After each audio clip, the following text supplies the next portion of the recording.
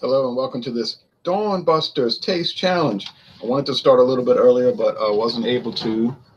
It's still dark outside, but the daylight is just about coming into play here. um, it's a little brighter because they fixed the street light yesterday. All right, they're going out. Well, they changed the light bulb, I should say. Well, this morning we have Canadian Club 6-year age. This is no longer produced, okay? I got a bottle at Martin. I got a bottle at International Market, I mean to say, in Metairie, Louisiana. Oh, they still have a few left. They had a bunch of them, cases of these 375 milliliter bottles, but it looks like they're selling pretty fast. They may be gone by now. The last time I was in there, they had them. This is the 6-year age. It's been dropped. Looks like Beam-Suntory is cutting corners here and there, or cheapening things maybe, hoping people won't notice, like dropping this from 6 years to 5, getting rid of Beam's 8-star. I mean, no, not that one. Getting rid of Jim Beam Choice. I mean to say, the charcoal filtered. Someone said they didn't want to pay for the charcoal filtering. I don't know if that's the case, but that was dropped last year. Now, they even say on the Canadian Club website, although this is not the original recipe, it is similar to it.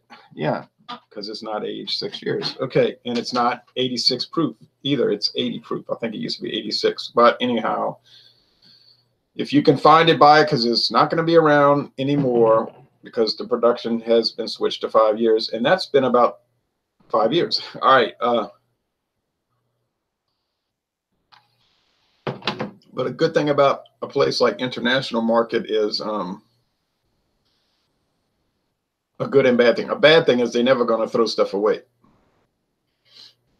So if it's beer, you better check the dates because it could be years old. Same thing with Dormax. I got beer that made me literally vomit because it was after I drank it and settled in my stomach. It made me very sick. Because they just do not rotate. The good thing about that, on the other hand, is that you can find old vintage bottles of liquor, that won't go bad. But the same thing like with wine, if it's a table wine, watch it because it could be old, so stale.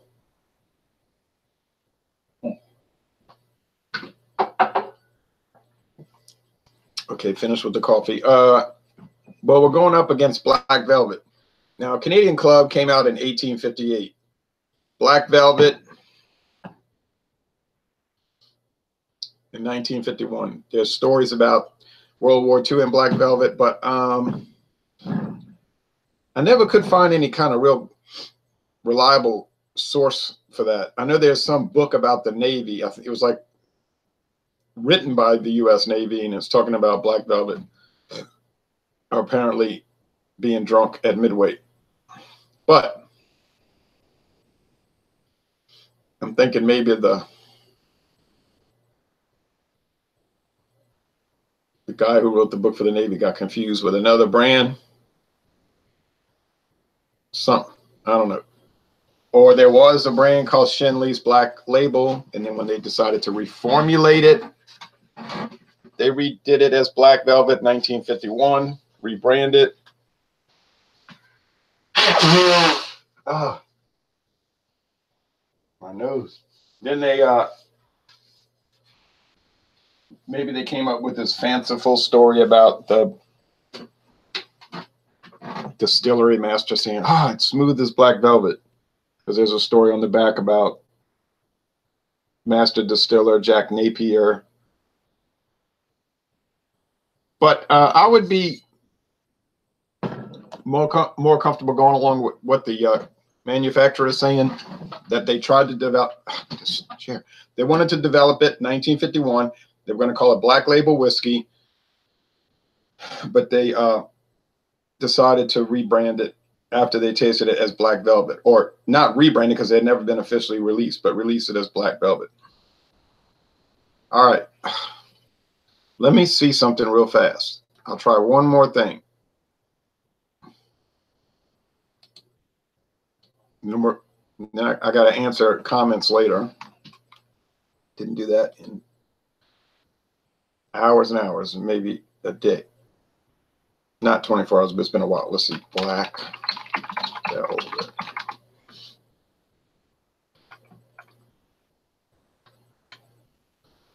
It's a beer by Duclaw. It's a fishing line and fishing tackle from Pure Fishing Incorporated. It's a hair dyeing and coloring preparation from Procter & Gamble. It's a cheese product from Scriber International. It's a black apricot from Kingsburg Apple Packers. It's a chemical for agricultural and domestic use. Black Gold Compost Company. Here we go. Black Velvet. Let's see what we get here.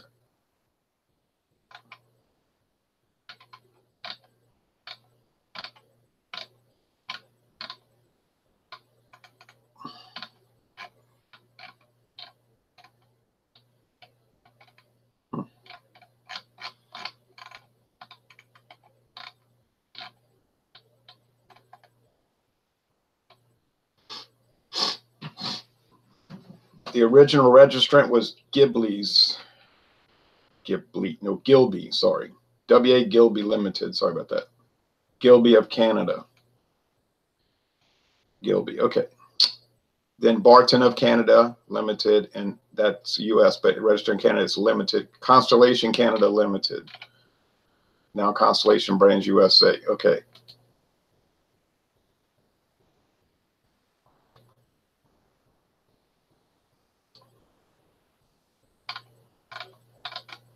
First used in 1965, they're saying, for this. The other one was saying 1954. Well, it's definitely the oldest.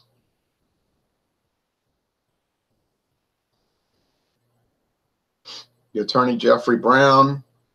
The employee's name at this registration was Aretha Cha Somerville. November 25th, 1965. It's active. Class status code is active trademark. Current trademark, Constellation Brands. Right. Then it's going back, talking about Barton. Barton.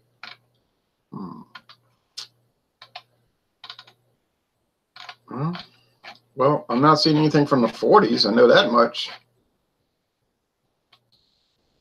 I know that much. Wait a minute. Here's an older trademark. Strange looking. No, same thing. November 25th. That must have been November 25th, 1965. It must have been simply a different design that they want to.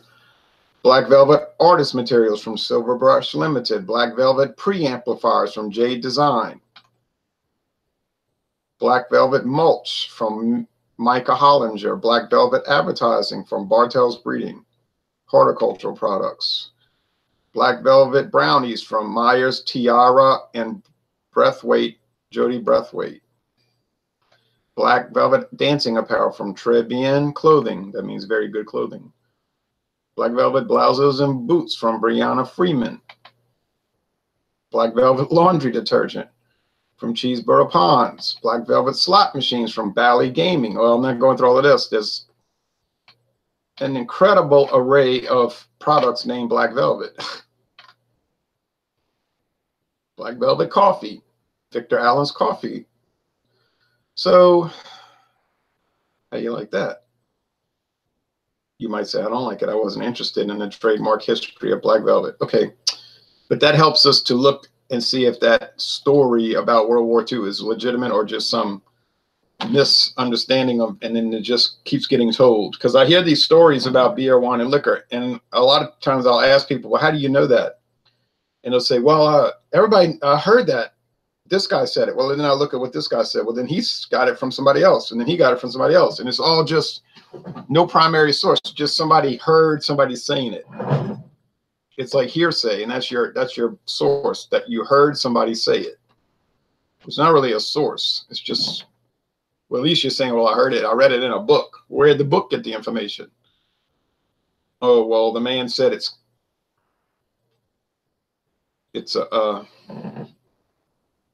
believed to be true. Oh, okay, it's believed to be true. Well, we know these are true because I'm looking at Black Velvet is, okay, so let's go with Canadian Club first, 6-year aged. Canadian Club is 11, the current one, the 5-year age. 11, I can go to Winn-Dixie, they got a good deal right now. $11.99, $11.99, in a gift pack with 2 glasses, 2 very nice Canadian Club rocks glasses. Good deal. $12 for that. Black Velvet is $9.99 at different stores. $10.99, $9.99. You might even find it on sale for $8.99, but more than likely you're going to pay $9.99. Okay. It is a Constellation brand. They go into great detail on the Constellation Brands website. They use, and I've had people tell me they don't use grain neutral spirits in Canada. They use grain whiskey that's aged 3 years. They do use grain neutral spirits, okay? Yeah, I know. They got to age it a minimum of 3 years before they sell it. Fine. But they're using that grain neutral spirit, that grain whiskey, that colorless, odorless, essentially colorless, odorless stuff, that filler. In the US, apparently, they don't have to age it. But then if you read the law carefully, the regulation says it has to be stored in wooden vessels. Well, now, if you're storing it and it's a wooden vessel, what do you think it's doing? It's aging, right? Correct. I mean, it may only age for 1 day. I don't know. But it's the same principle. It's not that different. Scotch, blended Irish whiskey, blended American whiskey, same concept. Column stilled, grain whiskey, corn whiskey, grain neutral spirit, filler, okay? There are various little regulations about the aging and the storing. But the main point, it's a filler. Then they add the single malt whiskey. Or in America and Canada, the straight bourbon whiskey. Or in Canada, the straight bourbon whiskey and the brandy and the rum and the wine. And in America, blending sherry too. So it's, you say, well, it has flavor. I know. Right? It has to be at least 20% straight whiskey. So the flavor's coming from that, not from the filler. Same thing with blended beer, or we call it American adjunct lager or ale. They use a filler. Corn or rice. Sometimes they use corn and or rice because it's so tasteless and odorless. Doesn't much matter. They're just giving it body and fermentable sugars. Okay, Fernand Gauthier says, I have a bottle of Canadian Club 12-year-old rye whiskey. Whoa, I've seen that. I haven't bought it. Regular Canadian Club is really good. The 12-year age must be better, all right? Yeah, you would. I have a 12-year age, but not the rye. Yeah, it is better. I don't know if it's twice the price better. Okay. Which one is this? This is a Black Velvet. I put a little too much Black Velvet in there, so let me sip it down.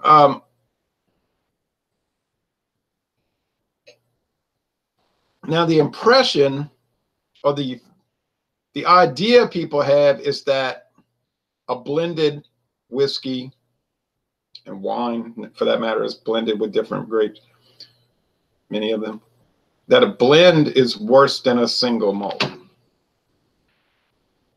When in fact, it's really just different. Well, yeah, it's cheaper generally because of the nature of the product. But it really isn't the case that it's inferior or worse or bad or really the attitude is that it's illegitimate, that if you're drinking it, you're really not, you don't know how to drink whiskey or you don't know how to drink wine. My neighbor across the street said that. She said, White Zinfandel, that's for people that don't know how to drink wine. I said, what? she goes out with her lady friends. They go out to eat because they're all in their 70s, you know. She says, when we go out to eat lunch and my friends order White Zinfandel, I try to hide my face. I'm so embarrassed. Like, she's embarrassed because her friends order wine that they enjoy. They like drinking it with dinner or lunch or supper. But you see, they don't know how to drink wine. They just think they like it. That's the attitude that I don't like. You'll say, well, you drink Corona Extra because you just don't understand beer. Now, you might have been drinking Corona Extra for 40 years, but you see, you didn't understand that it was bad. If you really would be awakened, enlightened to reality, then you would learn to hate it. That's the problem I have with that. Okay, now, am I going to learn to like Black Velvet? No, I'm not. I don't think it's that good. It's okay. It's a C+, I guess.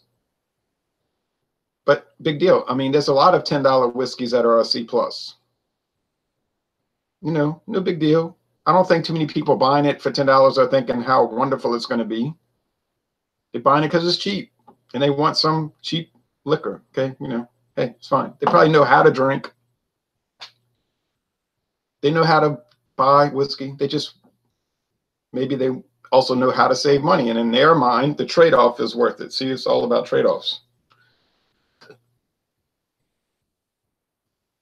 You might say, well, if they wanted a good blended whiskey, why don't they buy Johnny Walker Blue Label? Why don't they buy that? It's $250. That's why they're not buying it. Yeah, I'm sure it's fabulous. $250 a bottle. It better be. But I like to try it, sure. But, you know, you could buy 25 bottles of Black Velvet or one bottle of that.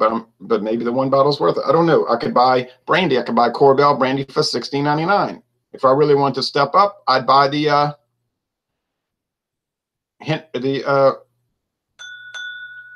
what is it? The Louis the 13th cognac brandy from France. The who is it on Hennessy, or is that you know, one of those companies out there? It's $3,995 a bottle. $3,995 a bottle right there, door knocks in a lock case.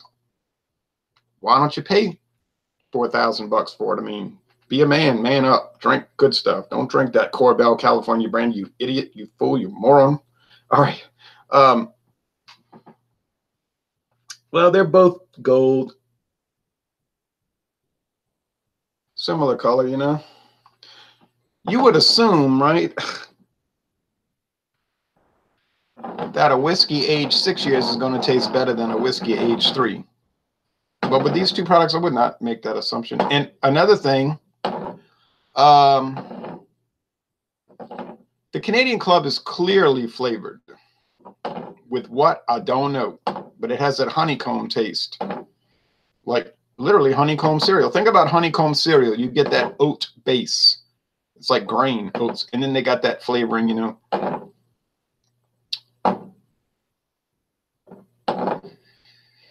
The Canadian Club is kind of like that. It's got that grain base, but then they got that honeycomb weird thing. And it's what would make it taste like that? Are they adding rum? Is it brandy? It's hard to say. Some kind of wine interaction, but it's got this peculiar but it's distinctive. Like, I don't think I'm going to mix them up, you know? All right. Time to do the taste challenge. Well, okay. This has got to be Canadian Club. My nose is bothering me. I'm not sick and I don't have allergies. My nose is stuffy. It does that to me. Bad humidity in Louisiana, and I had these problems from time to time. Grain base. Now the Black Velvet uses rye high wine and corn high wine. And if you read their website, it explains what high wine is. That's what it's flavored with, and barley. But see, this has that honeycomb, that nectar, that honeysuckle weirdness. Okay. And I don't mean badness. I just mean it's weird. Yeah, and this has sourdough bread and a pungent,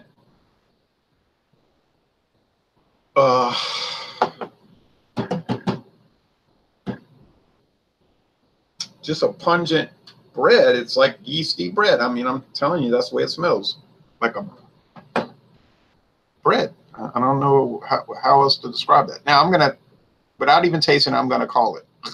Then I'll taste it. But I think this Canadian Club on aroma only. Yep. CC6, Canadian Club 6-year, and Black Velvet 3-year. No tasting. And see, can you tell these apart without even tasting them? Yes. Make sure you mix it up good. You don't want to cheat. You can't cheat on appearance. They both look the same, gold, clear, like the same exact shade of gold. Okay, now, so we know which is which. Well, I knew that the second I smelled it. But the question is, which one tastes better? Oh, I guess the Canadian Club will taste better, but I don't know. Let's go right now.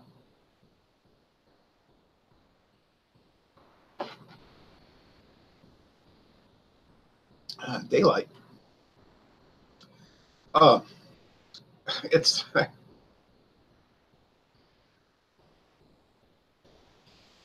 it's almost like they use. I know they're allowed to add wine to flavor. It's almost like they're using a dessert wine. Like, well, okay, wait now. Ho ho ho ho ho ho ho ho ho. It's Constellation Brands. They make tailored dessert wines. Does taste like that Madeira. Whoa, well, well. Oh, wait, never mind. I'm looking at Black Velvet. Ding, ding, ding, ding, ding. See what happens when you get disoriented by sleeping and waking up early? I'm sorry. Black Velvet is made by Constellation Brands. Canadian Club is made by Beam-Suntory. Okay, Suntory. Yeah, but I still think they're using some kind of wine. And Suntory makes that Japanese stuff, which somebody called me out on it and said, you're wrong. It's not blended with corn, whiskey, grain neutral spirits. I said, yes, it is. We could tell, but it's rice. They don't use corn. They use rice as their filler. And he was saying, you're wrong. You're wrong. I looked it up on the website. Boom, right there in your face. Boom, in your face. It says rice as the filler. No, I mean, I don't know what else to tell you. Maybe you could tell me that the company's wrong. Maybe Suntory's wrong. Maybe they don't know what they're using, but I'm thinking they do. I mean, I had people tell beer reviewers they were wrong because they didn't know what they were talking about. Like they were telling Maria Devon, the girl next door, you're stupid. Corbinian does not have plum. Doesn't taste like plums. You dumb woman. Go right on the Weihenstephaner Corbinian webpage. Plum notes. So right there, plum notes. Now you might say, well, she copied right off the page and then made a description. Could be. I doubt it, but it could happen. You could do that. People could cheat like that. But the bigger point there is that they're calling her out, talking about how dumb she is, when the company says it tastes like plums. All right. And Tom, the beer whisperer, told me Doppelbocks don't have plum notes. I said, well, you better tell that to Weihenstephaner now. The oldest known brewery, been around since the year 1040. I didn't say 1940, 1040. They're saying their Doppelbock has plum notes, but these guys are saying, you're so stupid to think that a Doppelbock has plum notes. Everybody knows it doesn't. Well, somebody better tell Weihenstephaner. What do they know about beer? They've only been brewing for nearly 1,000 years at least. That's all I'm ranting about, because it's so comical when people do that kind of stuff, you know. Or tell me, you don't know how to pour beer. Learn how to pour beer. It's like, I'm pretty sure I know how to pour it. I'm pouring it. It's not spilling. I'm drinking it. Okay. Like maybe, and I'll ask him, where do you come by this information? No answer. No response. Okay.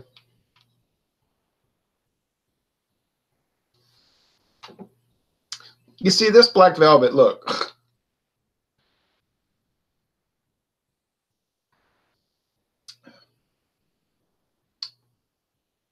I think they might use sherry too, but see, but it tastes like, it doesn't taste like the Parmesan or the Taylor. To me, it tastes like if they're using sherry, they're using like Fairbanks. Oh, I'm sorry. Who is it that makes the cocktail sherry? Is it Fairbanks or Sheffield? I can't remember. I'm not going to worry. But that cocktail sherry, you know, it kind of tastes like that. Strange, weird, odd, peculiar. But it's just a lot of grain filler. Look, you can make a whole career out of doing video reviews for blended whiskey. Why you would want to do that, I don't know, because it all tastes pretty much the same, which is a strong argument for buying what's the cheapest. Buy the cheapest stuff because it don't really matter. Okay? I could go to a liquor store, but I'm not driving all the way over there. But I could get McCormick for $5.99. And it's $4 cheaper than Black Velvet, and it tastes like the same. And that's bottled in Missouri. Does that make Black Velvet bad? No, it doesn't make it bad. But why pay $4 more because you get a fancy little bottle? I don't see that. I don't see the advantage. Nothing wrong with it. Now, with Seagram's 7 Crown, yes, you do get more. So you're going to pay $12, but you're getting more. The Seagram's 7 Crown has a little something extra in it. What it is, I don't know. It's just got extra wood. They probably age it in pretty heavily charred bourbon barrels, used bourbon barrels. So it has a lot more character. The Black Velvet is aged in once used bourbon barrels for 3 years after it's blended. They say most Canadian whiskey is aged then blended. They age the component parts and then they blend them together and bottle it. All right.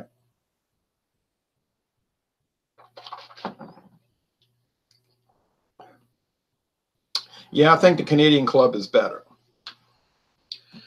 Now, you could make an argument and say, well, yeah, it's better because it got all that wine and sherry and rum and brandy in it, and it's like cheating. They're like sprucing it up with flavorings to give it some character.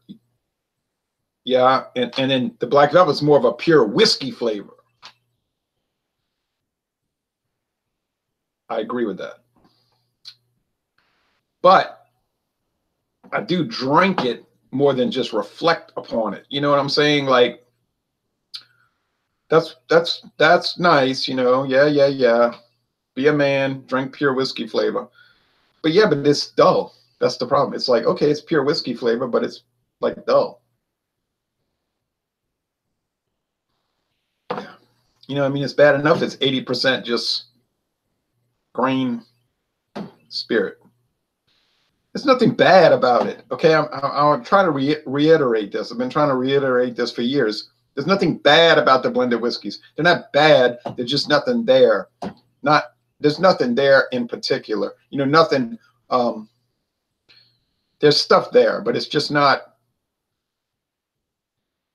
It doesn't have enough character. That's the word. It's just dull. I mean, I've worn out that adjective. I'll say that about beer, wine, liquor. It's dull. It's dull. Okay, but you know, hey, a lot of stuff is dull, but not bad. Just dull. Okay.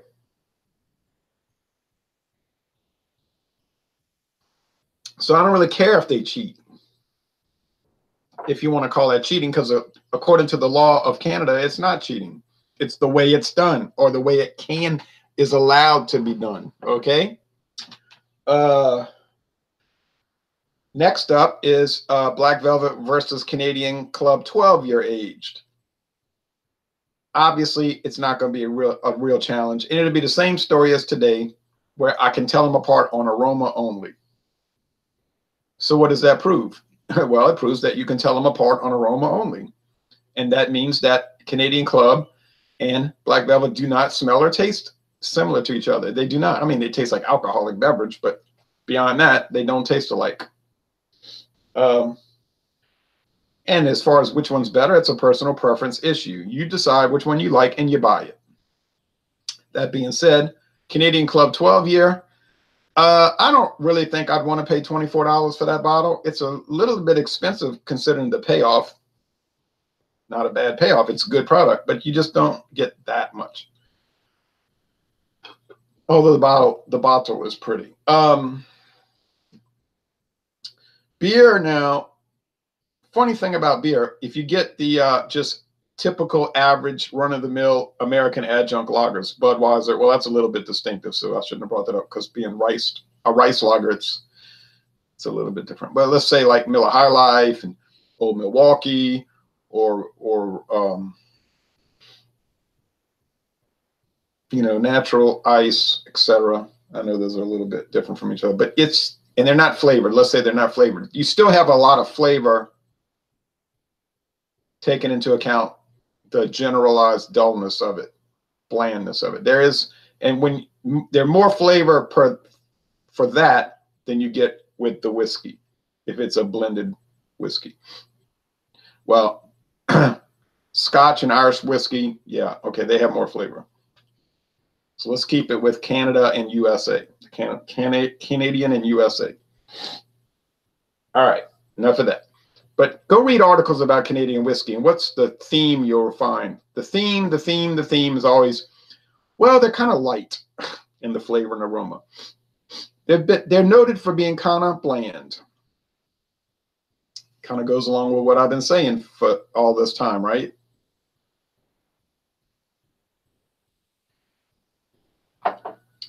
Can you spruce up regular oat beer with flavoring? Yeah, but I don't think that works so well. Doesn't matter. The rest of the world does. Look how much Bud Light Lime they sell. Bud Light Orange, a beet to strawberry, a beet to blueberry. People just run behind that and go, oh, yeah, they love it. They just love it. I don't love it. All right, but I'm me, and I'm not important in the. I'm not, as far as the world of drinking, I'm not important. I'm just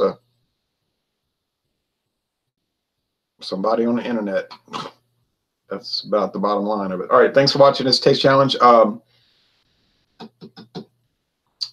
would say that I'm very curious to see what Black Velvet's going to do against Canadian Club 12 year, but honestly, I'm not really curious because I don't think it's going to be much of a challenge. It'll just be something I'm going to do because I plan to do it.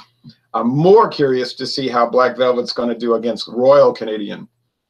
That, I believe, will be a virtual tie. Very difficult to differentiate those two. That's going to be a true challenge. And the Canadian Crest, the Albertsons, Safeway, Jewel Osco, et cetera, brand.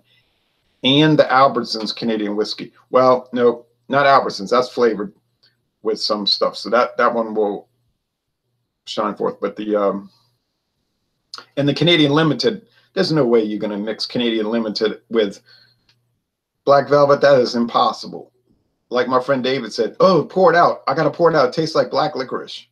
Well, he's not used to those kind of things. So he was just so outdone by it or done out. I said, David, you know, you should give these things more of a chance. You get very, what's the word? Very, like offended by it or something. Oh, well. Thanks for watching this video.